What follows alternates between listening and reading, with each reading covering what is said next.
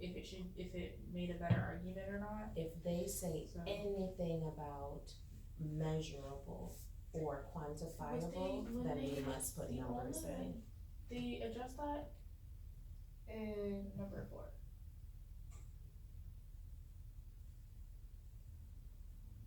So as far as any sort of measuring any data or quantifiable anything, that's just in on number 4. And it's not, like, there's no requirement, in the NOFA or anything like that, as far as. I would keep it probably general then, I wouldn't put percentages in the plan itself. For the process that will be implemented to collect and analyze the data needed to measure the effectiveness of the 12-month action plan. I might look at pulling, community statistics, like from, juvenile justice. The statistics will be pulled from the Department of Juvenile Justice, or, maybe a community partner, or somewhere where we would probably see a decrease overall, maybe not juvenile justice, but the statistics that they have on youth drug use prior to the coalition beginning its activities, and then the community stats on drug use after the coalition, after the 12-month plan has been implemented. I would say, so this, if you have a baseline, so we already have this baseline, your stats that you told them earlier. So that's the condition as it stands right now. So if you implement this program, are you just assessing the youth in your program, or you will be assessing these stats again to know how you affected the problem, the effectiveness? I think it's going to be those stats again. I think it's gotta be pre and post community, because the drug-free community isn't necessarily an individual number of participant grant, it's more about the systemic change that the coalition as a whole has on the community, not just a specific group of youth. So is the process then, you're telling the reader, the process I will use to implement, the process I will use to collect and analyze the data needed to measure the effectiveness is, I will pull local stats from this, similar to the stats that were used under section whatever. I will use that as my baseline for the current condition, or that is the baseline for the current condition.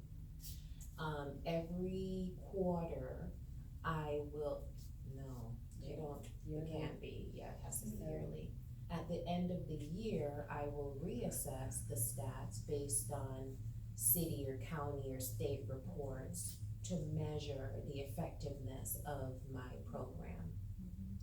And then I would put, in addition to that, we will track the number of outreach events, youth educational programs, and the increased number of community stakeholders that we engage with to make aware of the problem, and note any activities that they undertake to help deal with this issue. In addition to identifying change within the subgroups, like, are more parents being more active? Are more youths being more active? Are more fathers being more active? Are more moms being more active? Are more single parents being more active? Like, within the population, there are subgroups. Right.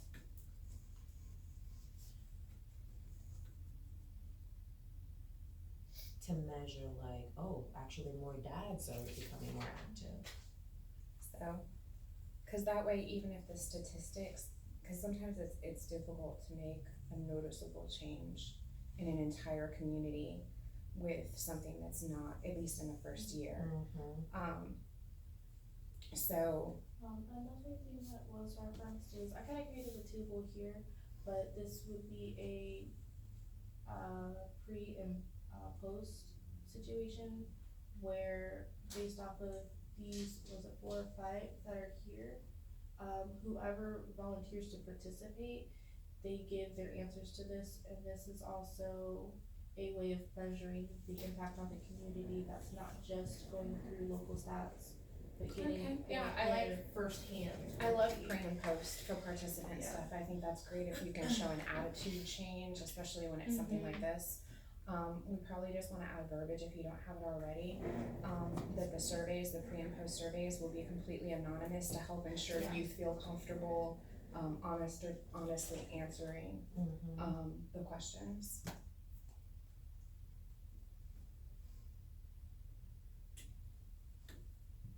Are you planning on only surveying youths, or should you survey the subgroups as well, like parents? Have you Yeah. seen a change in your I think kids? surveying. School, have you seen a change? Yeah. Okay, so you will identify to the reader that you will survey the youths, you'll survey the subgroups who come in contact with the youths, like the parents, the school system, the other civic groups. You get a survey, and you get a survey, everybody gets a survey. Surveys are good. Surveys are also very easy. They can do stuff for free, like SurveyMonkey, and keep it completely anonymous. They can. Okay. Let's see. So I'm just running through this list because these are the required. So we need to fix these and get additional signature.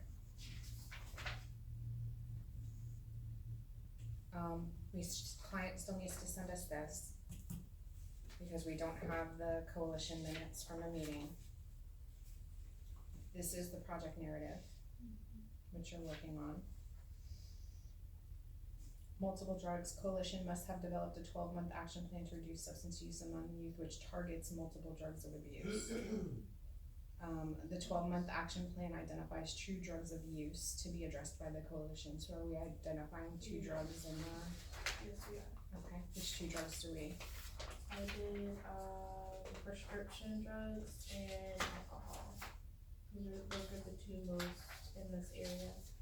Okay, we'll address over-the-counter drugs and alcohol. So we probably need to build that into somewhere into the plan, because that's what it's talking about. The 12-month action plan identifies two drugs to be addressed by the coalition.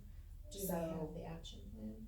This is the This action is the plan. action. The So we narrative need- is the action Well, plan? this This table table is the action plan. This is the 12-month action plan. Table 3. Oh, so they want you to put your action plan in the narrative? Yes, it's number 3, table 3, where to document project narrative question 3. Oh, okay. So we need So to, do on, so increase community outreach. And say on. can you add another strategy? Are you limited in the number of strategies you can have here? So why don't we add a 4th strategy that specifically addresses the 2 drugs to make sure that it's right here in the action plan. It has its own category. These are the 2 things we think are the most important. We should probably put that up at the very top. Meaning, like, right, even it probably should be an intro paragraph. So right here, action plan, it should be, below you will find our 12-month action plan. We have identified that the 2 drugs will be, and you bullet them and identify the 2 drugs that you've chosen. Yeah.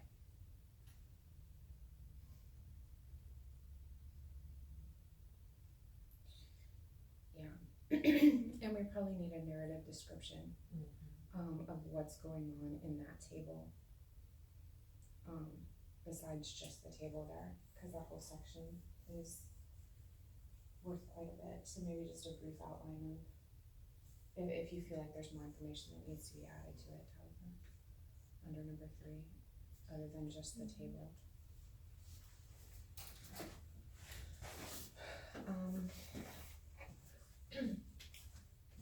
System to measure and report outcomes established and approved by the DCF administrator to the federal government are required at the time of allocation to be in compliance with DCF National Cross-Site Evaluation.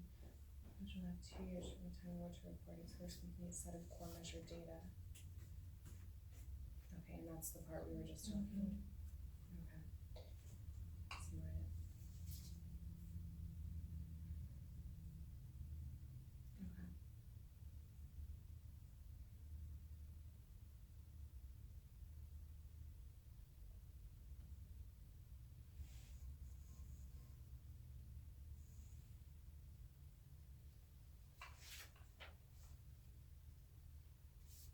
time is it? It's almost 9:30. Next meeting. 10. I have to figure out which one of the two I'm gonna go to. Okay.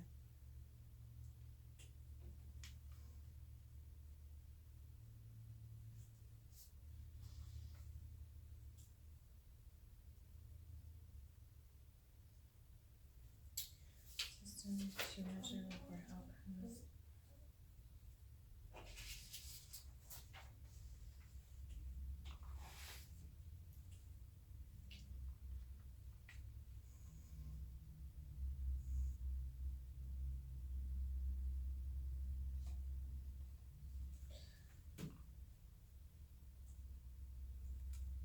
I probably wanna mention something about this um, in here.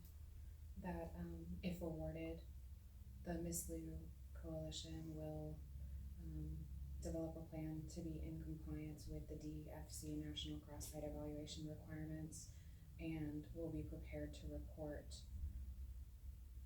its first complete set of core measure data within 2 years. Just basically kind of restate this in a different way so that we're hitting that.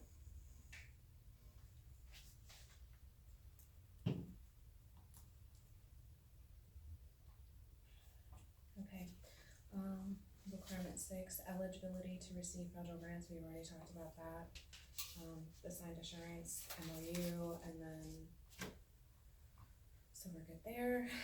Requirement 7, substantial support from non-federal sources, evidence required. So, coalition must have a strategy to solicit substantial financial support from non-federal sources to ensure the coalition is self-sustaining. So she said she was doing, that they were doing the entire match through their building. That they were gonna provide, so that, so there's a couple things that they can do with that, it's just like the building itself in the space. That And doesn't then equal that's though. where, and then, and then the only other thing really is through volunteer hours. Yeah, because we definitely have to hit something there. Yeah.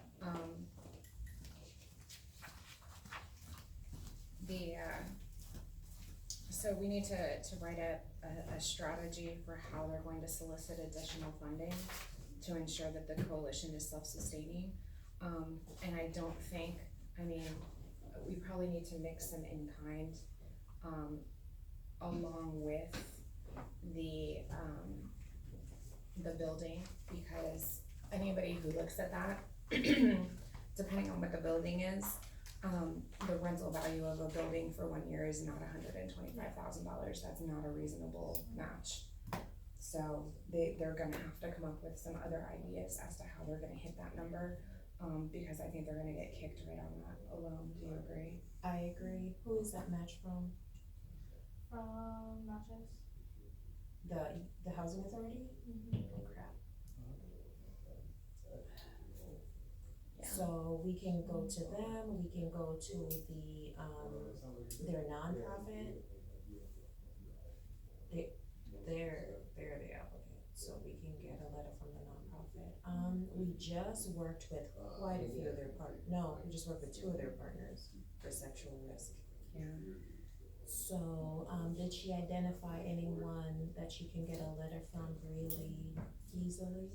Any of the coalition members should be able to provide they're volunteering, so they should be able to provide a letter, their volunteer hours with a dollar amount attached to them. Cause that's my only fear, it's great that they're gonna leverage the building, but $125,000 a year for building rental, they're gonna look at that and go, yeah, no, and you didn't meet the match, and you're out. So if we could get, and even the residents of the housing authority, Just do a generic letter, that talks about that they are going to volunteer X amount of hours, over the course of the year, to the drug-free, whatever we're calling this, to assist with community outreach, participant outreach, participant engagement, community outreach, and what are those 2 projects that we talked about with the city? The lighting and the landscaping. And any service projects to help make the physical community less conducive to drug use. Just some courts, because anybody can sign that. Just make it a simple kind of a blanket, and then we can attach a dollar amount to that. That's a reasonable amount of hours somebody would volunteer in a year, like let's say they would give 40 hours for the year. And then get them to sign that, and then hopefully we can hit the. They have a federally recognized volunteer hour website based on your state. So we can use those hours that are in there. If you Google it, it'll pop right up.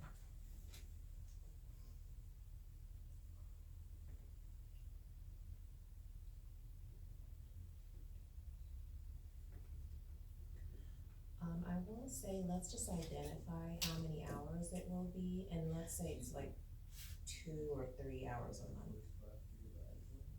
I don't think it should be more than 5 hours a month that we're saying that they're going to volunteer. Yeah, that's what I was saying, it probably shouldn't be more than 40 hours a year per person, because otherwise I think that's probably gonna, who volunteer, you do have those super volunteers, don't get me wrong, that'll give 3, 4, 5, 600 hours. But yeah, the average person isn't gonna do that, so we probably need to multiply it out, figure out what that number of total volunteer hours we need is, and then that'll tell us how many letters. And then, of course, take out a reasonable amount of money for the building rental, which I would say is probably $4,000 a month on the high end. You can probably get away with, depending on the size of the building and what it is. If it's a big youth rec center, yeah, you can probably say that's worth $4,000 a month. If it's a small office space like this, then. So we need to find out exactly what building it is that they're leveraging, so we can come up with a reasonable amount. Okay, requirement 9, zip code overlap. May not serve the same applicant,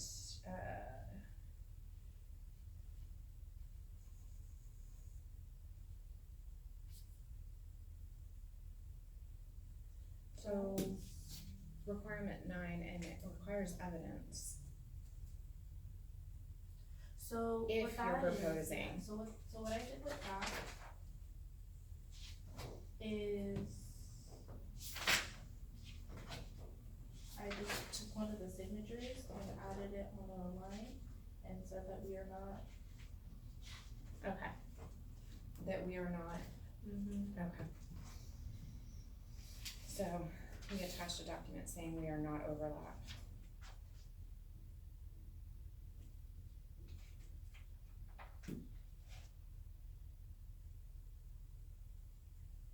I need my own cover sheet. I forgot I had already done that one.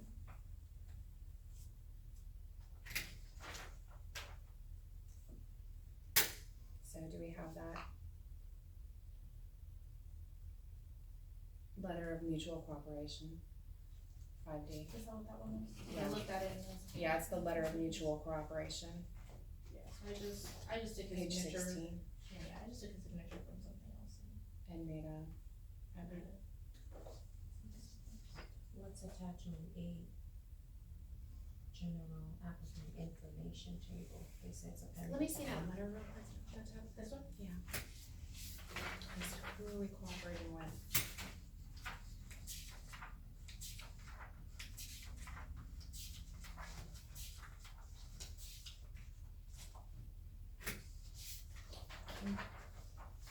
You created this, right? So you can edit it? Yes. Can we make not proposing capitalized, bold, and underlined? Yep, we sure can. Because it says just make a statement in place of that document, just to make a statement, so. Or even, We'll just do, I tested the Miscellaneous Drug Free Coalition, yeah,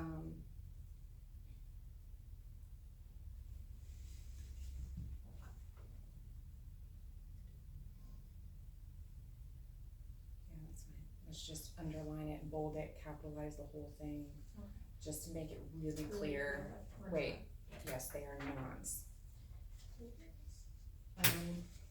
1 grant at a time, we already talked about that, we were good to go. Assurance, a funding limit, you have that.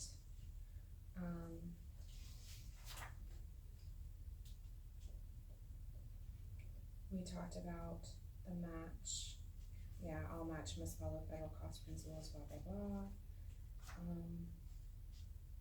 Match level over and above will not result in a higher score, we're good. Community overview, So this right here is kind of where it gets crazy, and it's another couple pages. so our community overview, There were two questions that they wanted to ask in the community overview.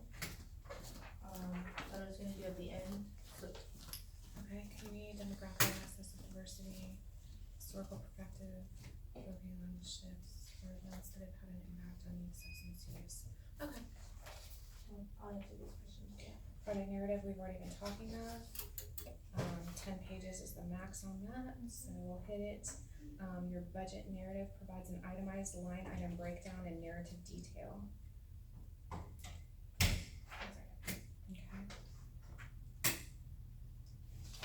So I wanted you to take a look at the numbers before I put it into the, budget narrative. Makes sense, yeah. But this, cause again, this is literally like what they gave, so, I made slight adjustments to the budget to make it work, because, that's pretty much what it's going to be, and then I have to, Okay.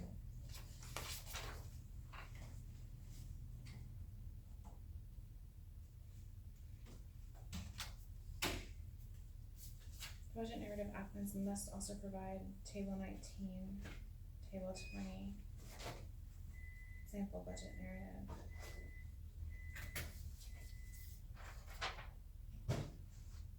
Can we get rid of this verbiage? It's confusing. yeah, no, I'm gonna take that out, this was just, they have to pay them. So that would be 100, or no, the program director, that